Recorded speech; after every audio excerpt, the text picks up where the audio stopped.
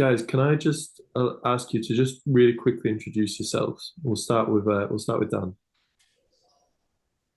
Yeah, morning. Thanks, Karl. Yeah, I'm Dan Lightfoot. I'm the commercial head for Europe Northwest for Syngenta Professional Solutions. So that covers UK and Ireland, Nordics, Benelux, France, and Italy, and obviously the Acelepryn launch of approval is in my area of territory in the UK. So yeah, absolutely delighted. So, yeah, thanks for inviting me on.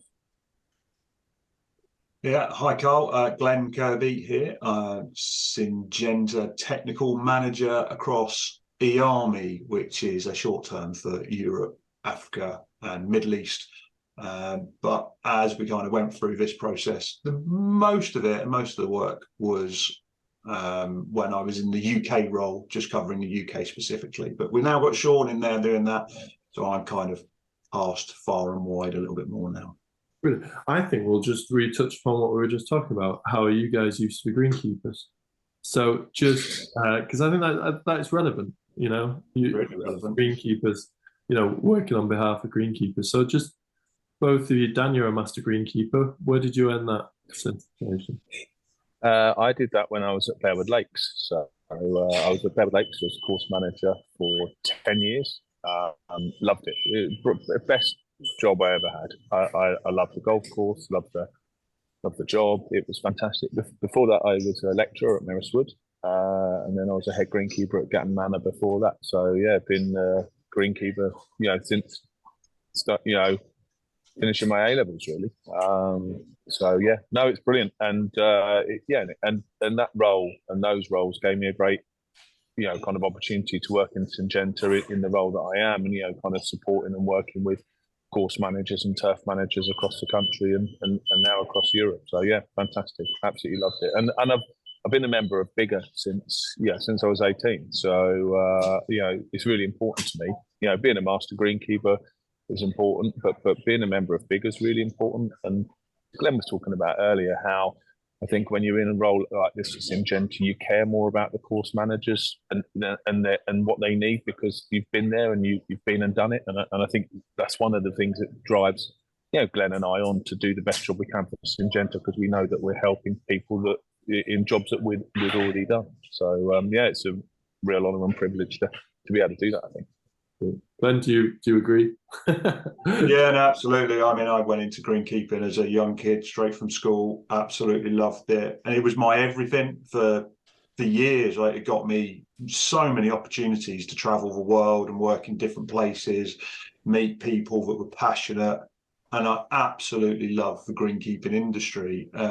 But I think one of the challenges for greenkeepers, and particularly for me, is you need to be really ambitious in the first half of your career in order to get yourself a decent salary and make all those things work so you can pay the mortgage. But then you kind of get to that point halfway through your career, and all of a sudden your club asks you to stop being ambitious and stop driving forward. And it was just a balance that didn't sit for me. And I think if I could have got my wife to move, but I'd probably still be greenkeeping now, but she didn't want to move. So here I am. I've kind of, in order to maintain my ambitions, I stepped over to Syngenta and got involved with this technical role. Yeah, very good. Thank you for that. Appreciate that. Okay, so Acelepryn, after I think we've got our first emergency authorization in the UK in 2018. Is that right? Is that long ago now? So the news came out last week that you guys have achieved full authorization for this insecticide. Like I say, I think there's been a calling for it. I think it's welcomed. Anecdotally, I think it's been welcomed positively. But what have you guys heard over the last couple of days? I've had a few thumbs up on my WhatsApp saying thanks very much, you got there. But apart from that, not too much really. The press releases have gone out. I think everyone's happy. Distribution are obviously asking lots of questions about what the label means and how we move forward and when stock available, because we want to start selling it, that kind of thing. But yeah, I think it's positively received. And I think everyone understands why we probably haven't been as proactive on the emergency authorization for this spring as we have historically, because we've been waiting for this full approval to land. So you've had this. Yeah. Right. Sorry, Dan.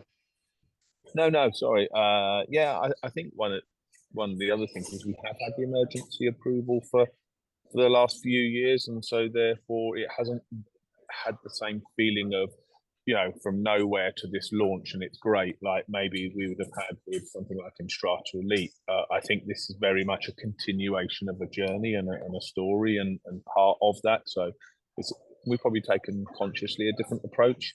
The level people have had experience of the product for the last few years, so the level of education required is different, and so therefore we probably haven't got this is just a different way of getting feedback. So people just see it as the next chapter rather than a kind of a book launch, as it were. Yeah. All right, so going off script immediately. I'm sorry, going off script. That's fine.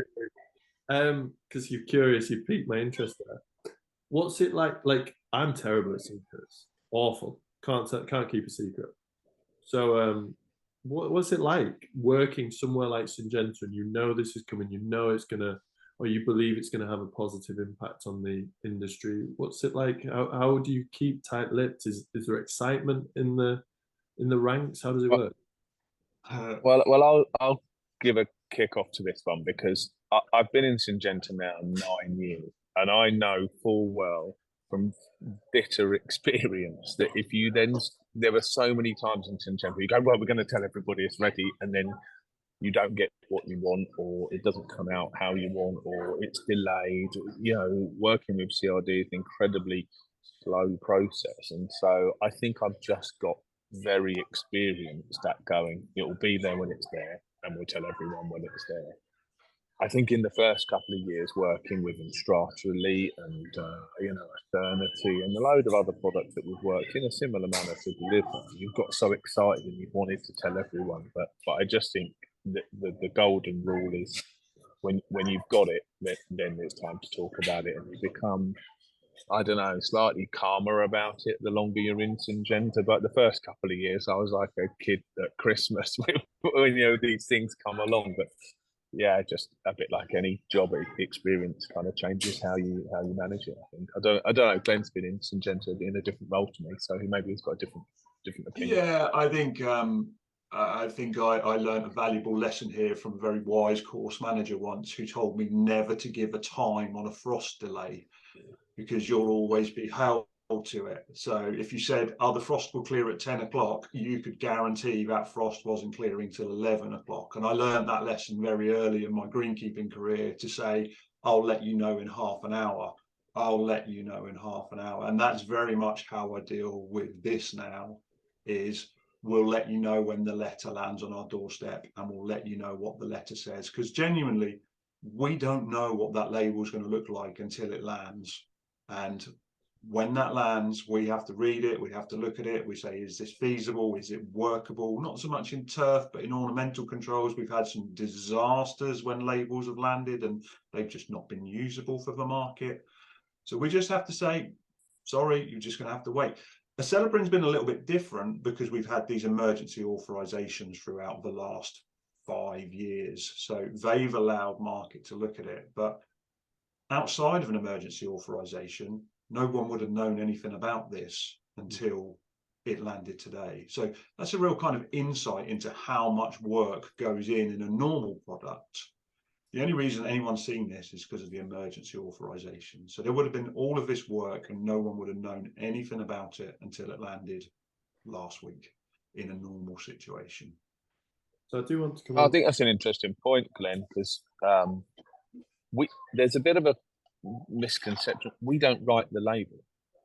The label is written by CRD. So all we do is change the artwork so it looks presentable, and we can do it in that format. But essentially, we submit our dossier, we ask for the uses, and we provide all of the kind of background information on safety and the product. But the label and the uses and the applications of uses is written by CRD, and that's it. So as Glenn rightly said, we get the label, and we did get a provisional label for Acelepryn a bit earlier, and ultimately we didn't feel it was in the best interest of Greenkeepers to kind of have it how it was. So we worked with CRD, for another 4 or 5 months to kind of make it, you know, a bit better. So really, it's difficult. So even with this one, we could have spoken about it earlier, but it did take a little bit longer. So yeah, it's just interesting. I think that there's a kind of idea that kind of Syngenta writes the labels and writes the applications, but I just wanted to kind of clear that up.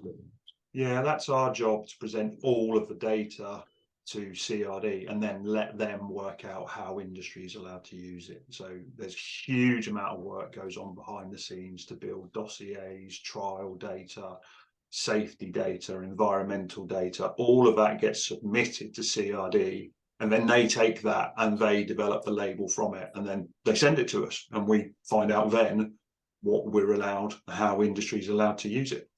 And yeah, that's the game. So yeah, I can't tell you till it lands on my doorstep, Karl. So for anybody who wasn't a greenkeeper like myself, just CRD, is it? Yeah, that's it. Chemical Regulatory Directorate. I think that's right, isn't it, Dan? Yeah. So we're going to have to ask you about the process, but first let's go back to the beginning of the story. Backstory. What were the previous products that we'll gloss over this really quickly, if you don't mind. Backstory regarding the loss of the previous products. Like what happened, where did it go, and then what's happened in the years since? Okay. Well, look, I think it's quite interesting to remember that active ingredients are not, you know, are kind of developed by different companies. So I think it's very difficult for us to say what happened to the other products, chlorpyrifos and imidacloprid aren't Syngenta active ingredients. And so therefore, we don't really know. It's a different company. It's a different, you know, they're made by different people. So look, we can make them when they come off patent, but essentially the reasons for the withdrawal are you know, sometimes complicated, sometimes very different, and so it's difficult for us to say. But what we know is that they disappeared, and obviously that creates a big hole in the toolbox for superintendents and turf managers in general, because the label is obviously wider than golf, and so therefore we had technology in chlorantraniliprole that we thought was suitable for use in turf grass. Now, if you look at the Syngenta portfolio, we have lots of insecticides, but it's about picking and selecting the ones. And mine and Glenn's colleague Rod Burke, his job is to look at the portfolio we have and select the right products that are going to be suitable for the turf industry. You've got products like Acelepryn, which is an active ingredient we've got in agriculture, insecticide, really good insecticide, but we have to do the analysis, do the understanding to work out that that is not going to be a suitable active ingredient for use in turf. Maybe it doesn't control the insects that we want to control, maybe the way that it's applied isn't going to be suitable for course managers, or maybe that the risk analysis for the active ingredient applications, because it's very different to turf, is very different, and analysing it in a different way to agriculture, then maybe it doesn't fit. So for a start, we have to look at the technology we have and look at whether we can do that. And so then we did that obviously a long time ago. The active ingredient takes years to develop, but then we looked at that and felt that we could, do the work to submit a dossier to deliver a product for superintendents. There's also the business case element, and it'd be silly not to talk about that. We have to look at the costs for for launching the product, for preparing the dossier and doing all the work against the sales that we're going to make. And for the cost of development of the dossier, it runs into millions. And so my job is to kind of look at that and go, okay, is this going to work? If it costs 2 million to launch it and we're going to get 1 million in sales, we're going to lose £1 million, and we just can't do that. So we have to kind of look at, and it's no different to golf courses. It costs this to manage a golf course. This is what the green fees need to be. Wentworth aren't going to, or any golf course isn't going to be charging green fees that are going to be not going to generate enough revenue to at least break even. Every business is the same. So therefore, what we have to do is then, once we've done that, then a team that Glenn can fill a bit more detail in here, teams that Glenn works with provide all the work to submit the dossier to get it ready. However, that takes an awful long time, years of trials, years of work, and Glenn will talk a bit about that. But there's an opportunity in advance for us to maybe, if there is a real need where we thought that there were chemicals that had been lost and there is a big gap in the superintendent portfolio, we can apply for an emergency authorisation. Now, normally with an emergency authorisation, you need to have submitted your dossier, because then they can use that to do the risk assessment, and they can do that. Whereas what happened here is the first one in 2018, we hadn't even submitted the dossier. So we had lots and lots of talks with CRD to understand whether we could submit this or not. Obviously, we had experience of the active in other areas. So it was an awful lot of work that went undertaken, and what we were absolutely delighted, we worked really closely with the STRI, we worked really closely with ICL, we worked closely with all of our partners to basically see if we can deliver this product in this particular case under the emergency approval. And we were delighted when it was successful, both for the sort of course managers, but also for ourselves, because of all the work we've put in behind the scenes to do that. And really understand, Ruth Mann was a brilliant support, because we had to kind of go to the government and the expert committee for pesticides and say, this is a real issue for superintendents, and also this will work. And these are all the stewardship and safety we're going to put around it to make sure it is as safe as possible. And they were delighted with our approach. And it was a really kind of well-rounded, holistic approach that we took. And we were delighted it was successful. But Glenn could probably, fill in a little bit more on some of the work that's needed to kind of even get to that place. Brilliant. Yeah, not much to add to that, to be honest, Dan. Just on my side of it, we've got a whole R&D team. Anything I do is kind of market support and trying to support course managers and find more data to help them to use products properly. But everything that goes on with that kind of assessment dossier is done by the R&D team. So we've got a whole team of people, research scientists sitting behind me, creating data, trials data in very specific formats to help justify that registration. So yeah, lots and lots of work goes on behind the scenes. Brilliant. And so therefore, Karl, what happened is, whilst we were doing the emergency approval, we were preparing the dossier for the full approval in parallel.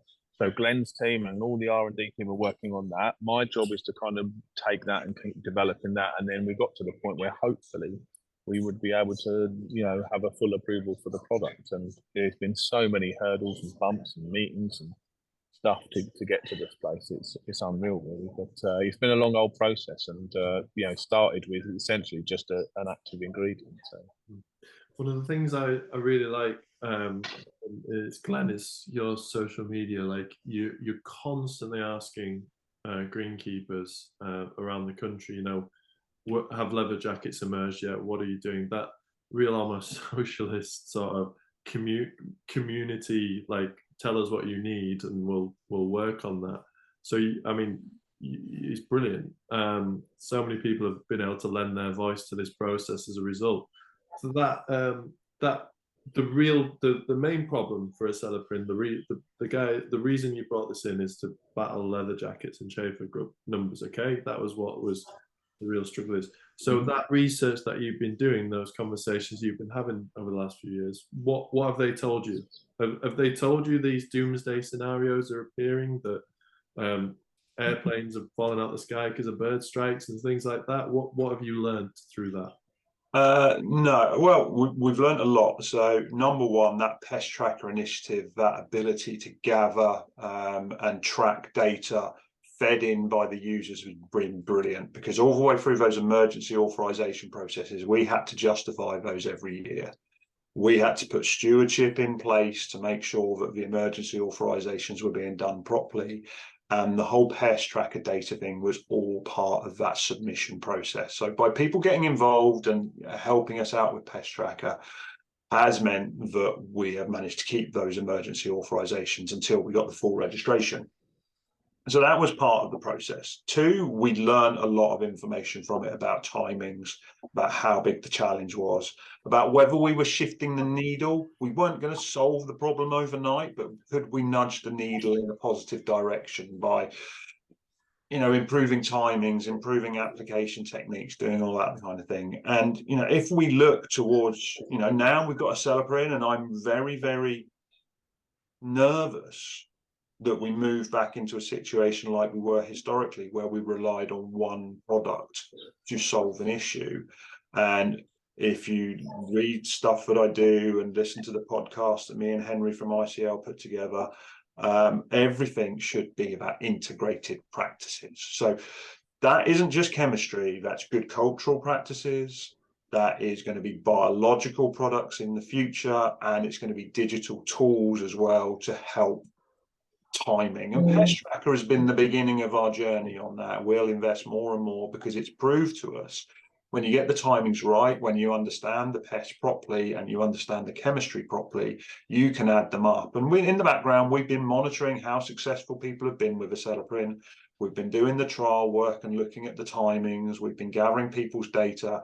And we're comfortable that year on year we get better and better and better with this. So we got to keep fine tuning it. And as we move into biological solutions in the future and more biological strategies, those kind of timing things are going to be even more important. So yes, people engaging digitally, talking about it in a social way, communicating, has all contributed towards our understanding and helping the industry move forward. And if anything, is given course managers the tools to communicate with their members about the situation they're in.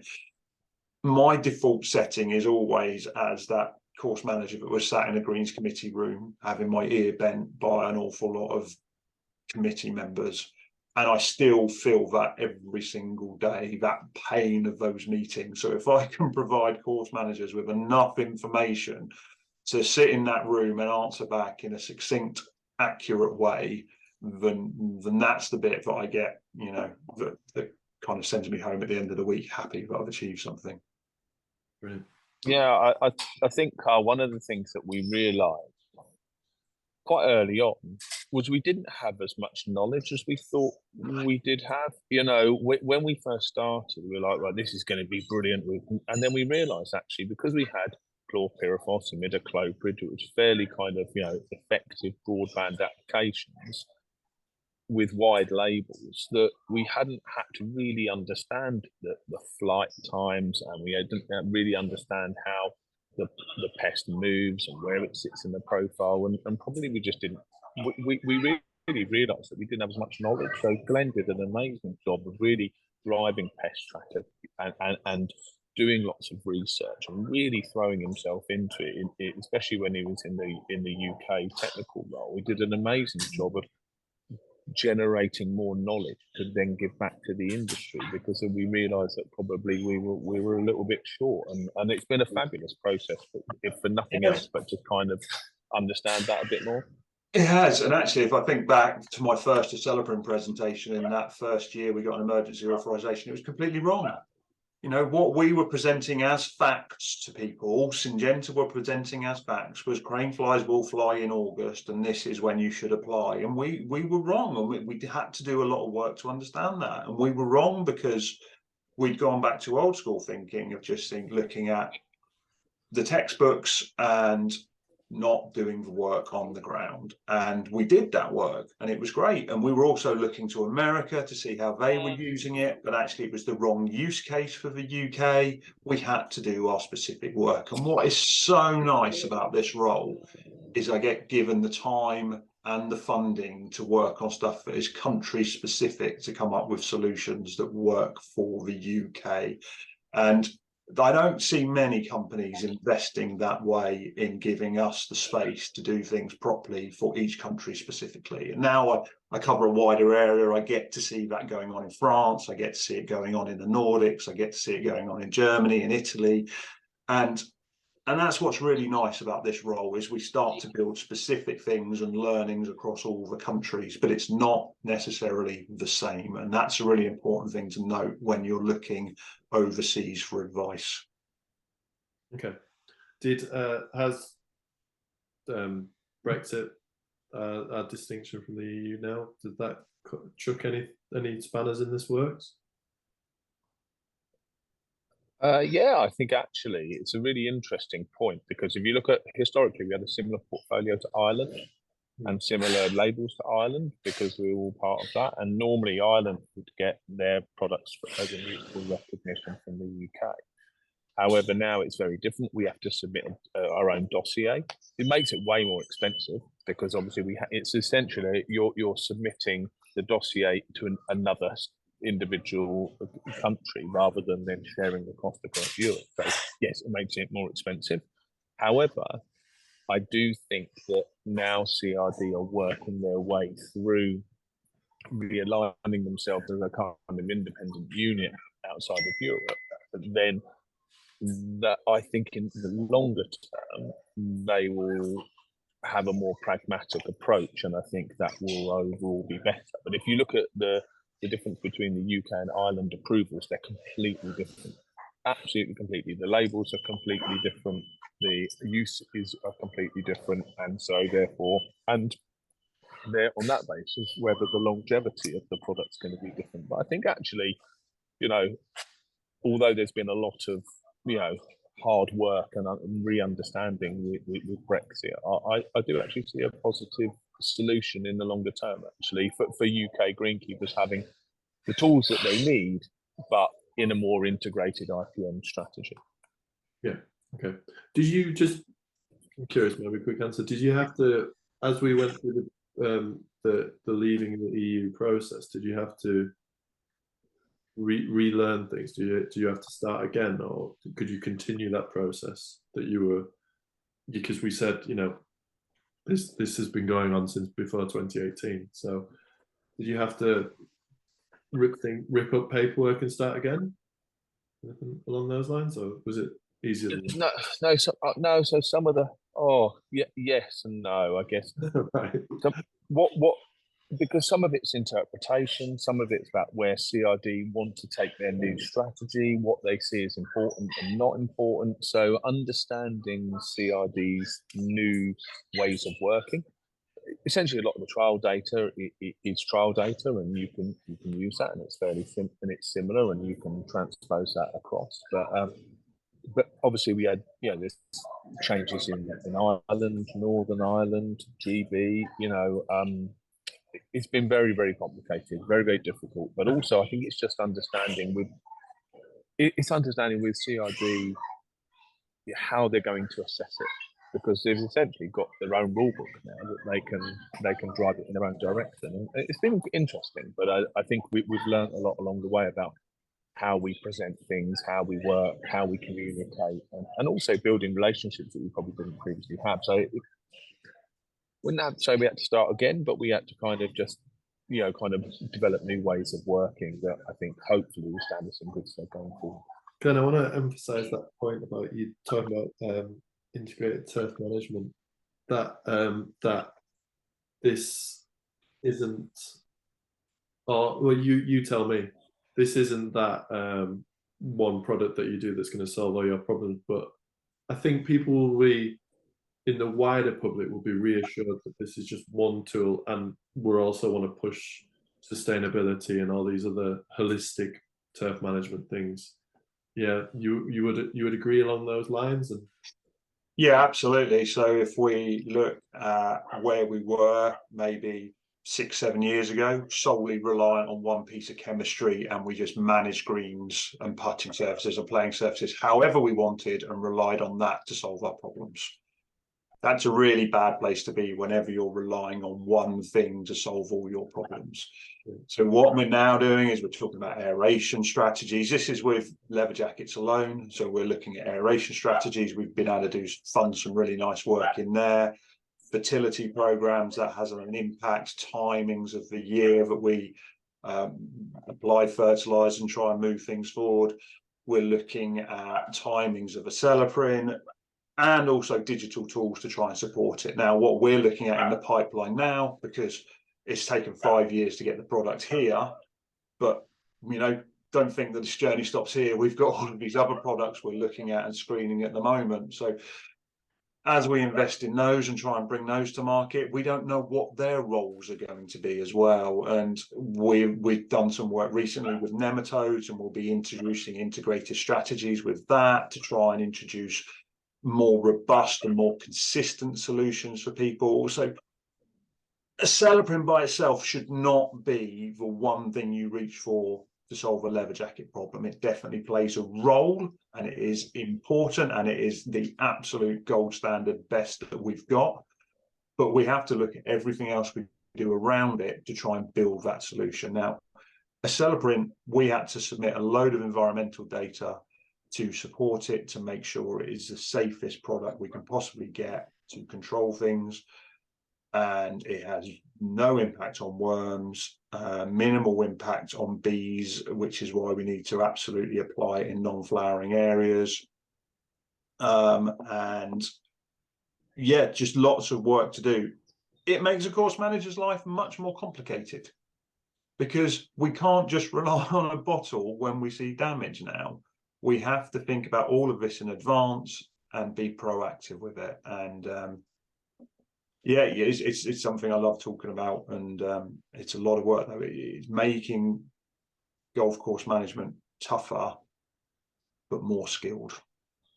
It's taken a couple of £100 million to bring a product to market. How long do you anticipate it being on market? What do you plan a lifespan for these things, or do you cross your fingers and hope it doesn't get pulled out quick? How does that work? No, definitely no crossing of fingers. I'm not allowed to do that in my job. We have to. It's data and analysis, unfortunately. But I think in terms, we've got the registration. I can't. Glenn will maybe be able to quickly dive into the certificate and have a look. But obviously, there's a use up point on the approval, which gives a good amount of lifespan for the product. However, there is a load of other things that can kind of get in the way. There is the active ingredient renewal on Annex 1 or centrally.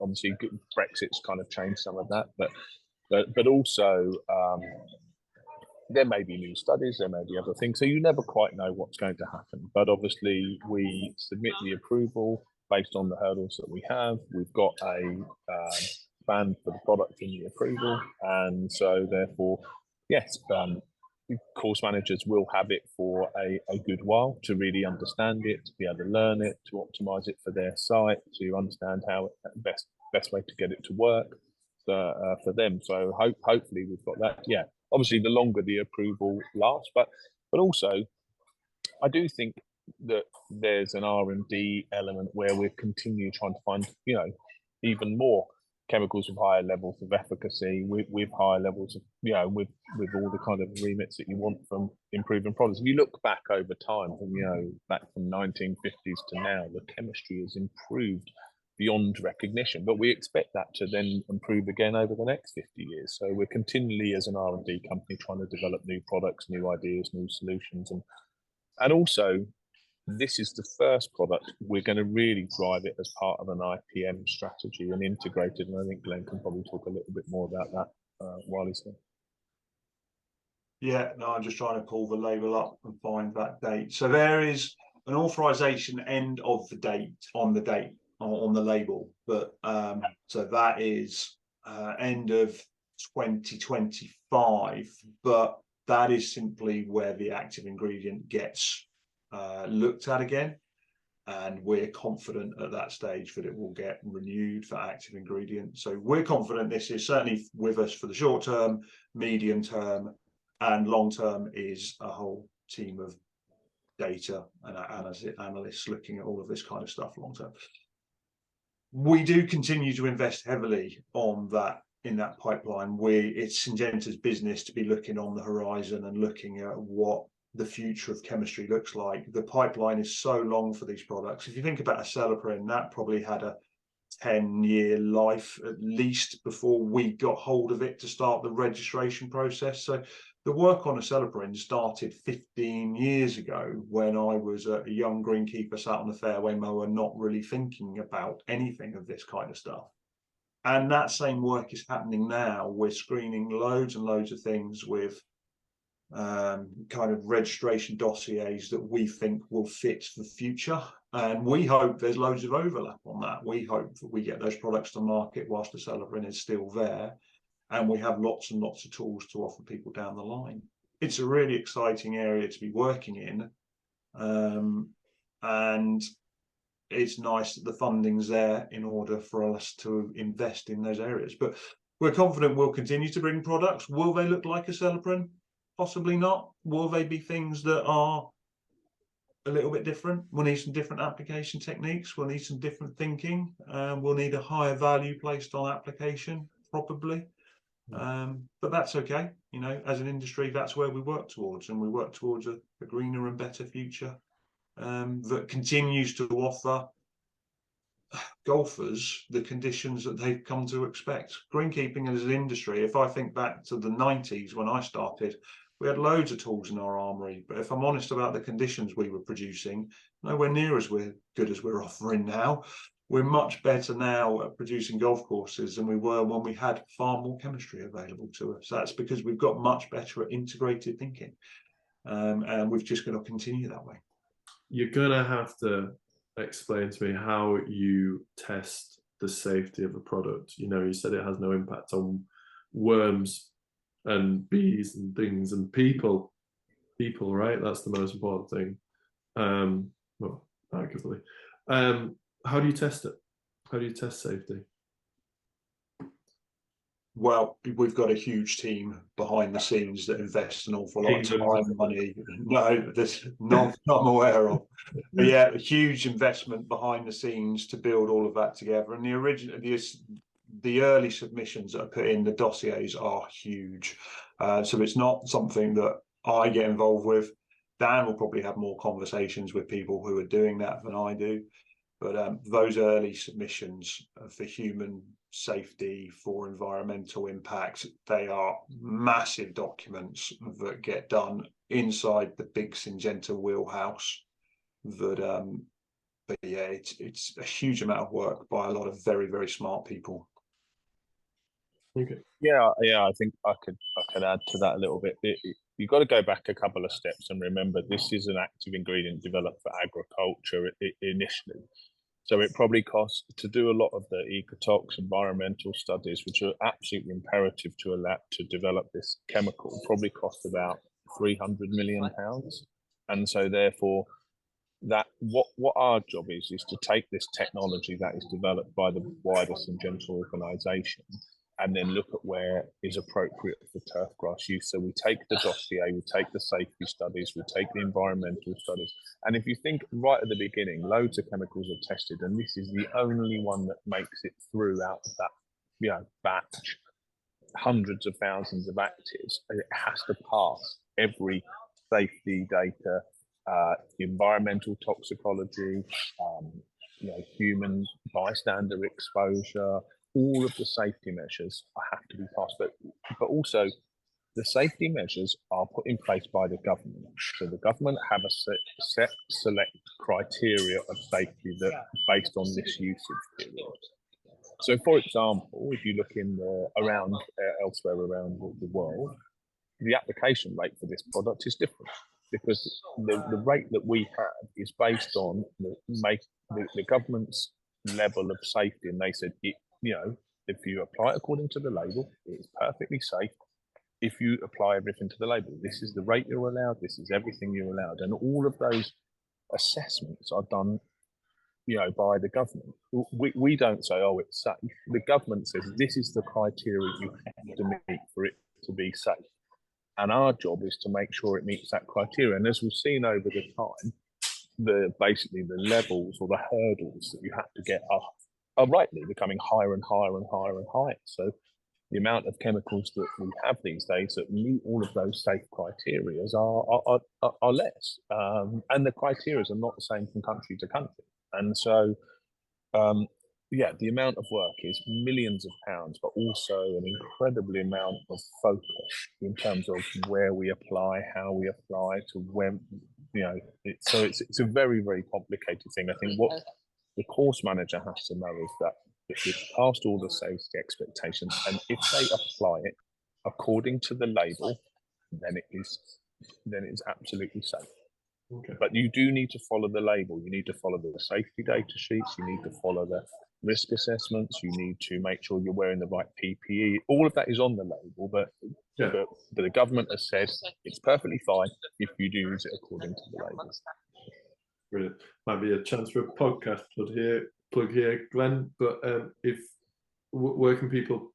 I mean, reading the labels are well and good, but for extra help and advice, where can people go? Is they listen to you?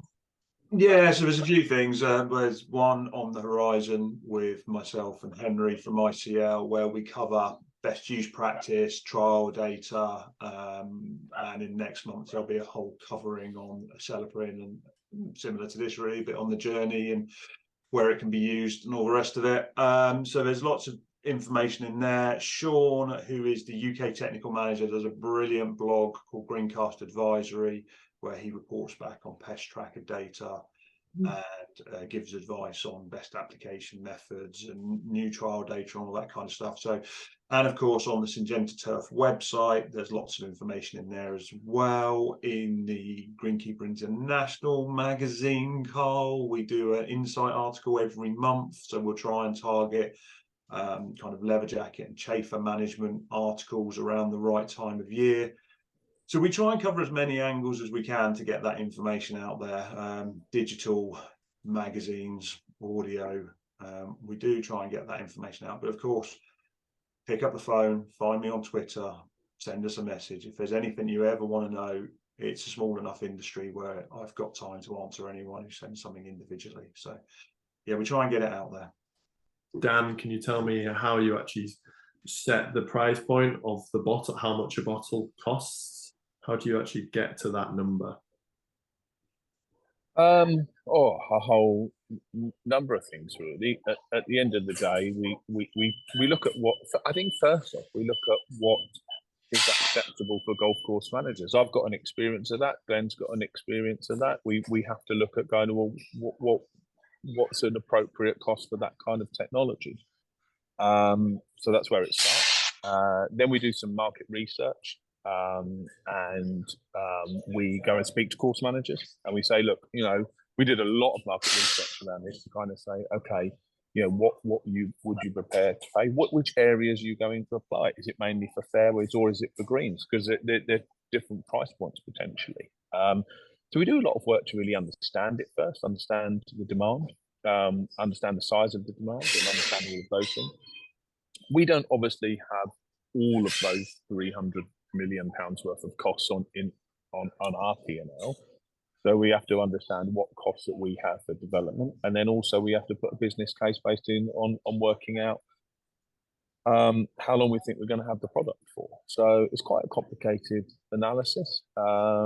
We don't sell it direct, so we've also got to. There's a really great service that the distribution support here. ICL for sure, but also the wider distribution. They work really hard to, support the product, to warehouse the product, to give education to the product, to be able to deliver it, the product. So we have to factor all of that in, because ultimately, course managers need distributors that are, that are giving them good advice and support. But for that support, that costs money as well. So we've got to factor all those things in. So it's a very complicated picture.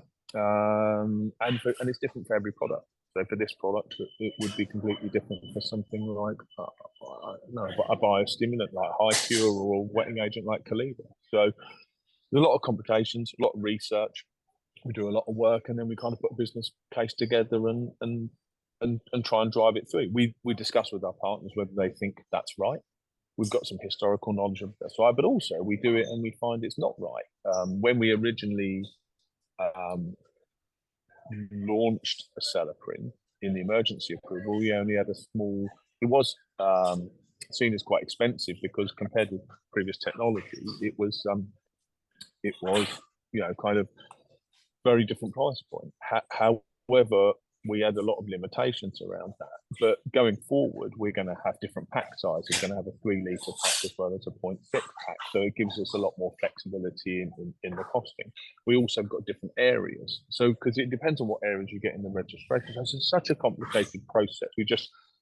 do the right research, understand all the parameters, and try our best to get it as right as possible.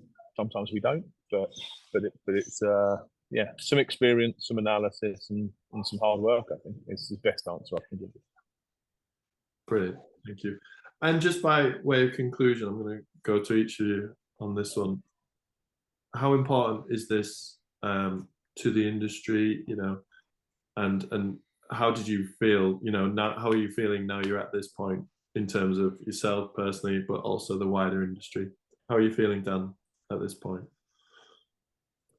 I'm delighted. You know, I was been kind of, you know, heading up the UK business for a long time, and it was kind of, you know, 7 years of work with you know, I've got to say also Henry from ICL, me and him worked on the emergency approval in the early days. You know, Henry and I put an awful lot of work into this in the past, in the really early stages, and so therefore and Henry himself did an awful lot of work on this, and you know, deserves a good bit of credit as well. So it's been a real team effort.